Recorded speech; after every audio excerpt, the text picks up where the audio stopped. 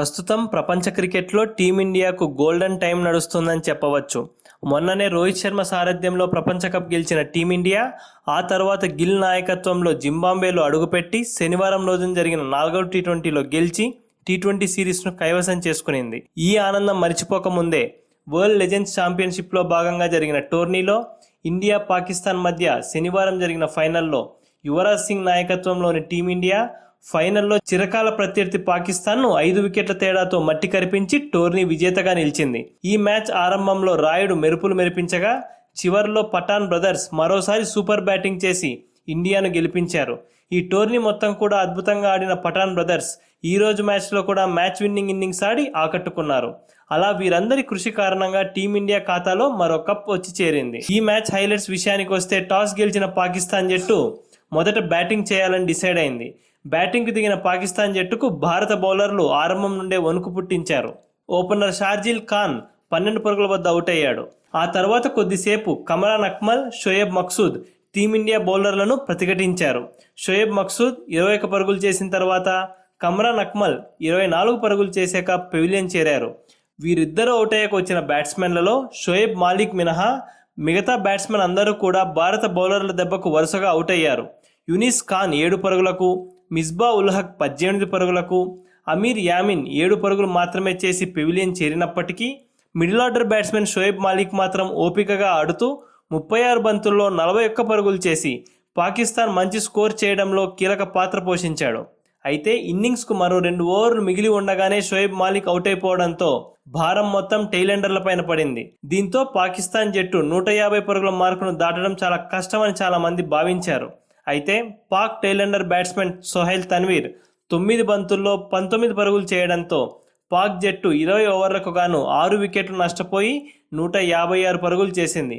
ఆరంభంలో బాగా బౌలింగ్ చేసిన భారత బౌలర్లు చివర్లో అంత కట్టుదిట్టంగా బౌలింగ్ చేయలేకపోయారు.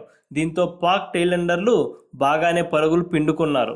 భారత బౌలర్లలో అనురీత్ సింగ్ 3 వికెట్లు పడగొట్టగా వినయ్ కుమార్, పవన్ నేగి, ఇర్ఫాన్ పఠాన్ చెరొక వికెట్ దక్కించుకున్నారు. ఇర్ఫాన్ పఠాన్ 3 ఓవర్లకు గాను 12 పరుగులు మాత్రమే ఇచ్చి అందరికంటే మంచి ఎకానమీతో బౌలింగ్ చేశాడు. 157 పరుగుల విజయ లక్ష్యంతో బరిలోకి దిగిన టీమిండియాకు ఓపెనర్లు మెరుపు ఆరంభం ఇచ్చే ప్రయత్నం చేశారు. అయితే ఈ క్రమంలోనే ఒకే ఓవర్లో టీమిండియాకు 2 భారీ ఎదురుదెబ్బలు తగిలాయి. ఓపెనర్ రాబిన్ ఉతప్ప 10 పరుగులకు, one down batsman Suresh Raina 4 పరుగులకు, అమీర్ యామిన్ వేసిన 3వ ఓవర్లో పెవిలియన్ చేరారు. దీంతో భారత జట్టు 32 పరుగులకే 2 వికెట్లను కోల్పోయి కొద్దిగా కష్టాల్లో ఇరుక్కుపోయింది. ఇటువంటి పరిస్థితుల్లో ఓపెనర్ అంబటి రాయుడు, 4వ స్థానంలో వచ్చిన గుర్ప్రీత్ సింగ్ ఇద్దరూ కలిసి 3వ వికెట్కు 60 పరుగుల కీలక భాగస్వామ్యాన్ని నెలకొల్పారు. రాయుడు ఆరంభం నుండి కూడా అద్భుతంగా ఆడుతూ సిక్సర్లు, బౌండరీలతో విరుచుకుపడి పరుగులు చక్కగా రాబట్టాడు. గుర్ప్రీత్ సింగ్ అతడికి అండగా నిలుస్తూ యాంకర్ రోల్ పోషిస్తూ స్ట్రైక్ రొటేట్ చేశాడు. వీరిద్దరూ బాగా ఆడుతున్నారని అనుకుంటున్న క్రమంలో సరిగ్గా 30 బంతులకు అర్ధ సెంచరీ చేసిన తర్వాత రాయుడు అవుట్ అవ్వగా కొద్దిసేపటికే గుర్ప్రీత్ సింగ్ 33 బంతుల్లో 34 పరుగులు చేసి పెవిలియన్ చేరాడు. దీంతో మరోసారి టీమిండియా తక్కువ వ్యవధిలో 2 వికెట్లు కోల్పోవడంతో పాకిస్తాన్ పైచేయి సాధించినట్లయింది. ఈ పరిస్థితుల్లో క్రీజులోకి వచ్చిన యువరాజ్ సింగ్, యూసఫ్ పఠాన్ ఇద్దరూ కూడా కీలక భాగస్వామ్యం నెలకొల్పారు. అయితే యువరాజ్ సింగ్ తన రెగ్యులర్ బ్యాటింగ్కు భిన్నంగా ఈరోజు మ్యాచ్లో చాలా నెమ్మదిగా ఆడి టెన్షన్ పెట్టాడు. యూసఫ్ పఠాన్ మాత్రం మెరుపు బ్యాటింగ్తో సిక్సర్ల వర్షం కురిపించి స్కోర్ బోర్డును పరుగులు పెట్టించాడు. చివర్లో యూసఫ్ పఠాన్ సూపర్ హిట్టింగ్ కారణంగానే టీమిండియా గెలుపును అందుకోగలిగింది. 16 బంతులు ఆడిన యూసఫ్ పఠాన్ 188 స్ట్రైక్ రేట్తో 3 సిక్సర్లు, 1 బౌండరీ సాయంతో 30 పరుగులు చేసి విజయానికి మరో 6 పరుగులు అవసరమై ఉండగా అవుట్ అయ్యాడు. ఆ తర్వాత క్రీజులోకి వచ్చిన ఇర్ఫాన్ పఠాన్ 4 బంతులకు గాను 5 పరుగులు చేసి టీమిండియాను విజయ తీరాలకు చేర్చాడు. ఇక చివరి వరకు నాటౌట్గా నిలిచిన యువరాజ్ సింగ్ 22 బంతులకు గాను 15 పరుగులు మాత్రమే సాధించాడు. ఈ మ్యాచ్లో భారత జట్టు 5 వికెట్లు నష్టపోయి 19.1 ఓవర్లలోనే లక్ష్యాన్ని ఛేదించి టోర్నీ విజేతగా నిలిచి కప్పును ఎగరేసుకుపోయింది.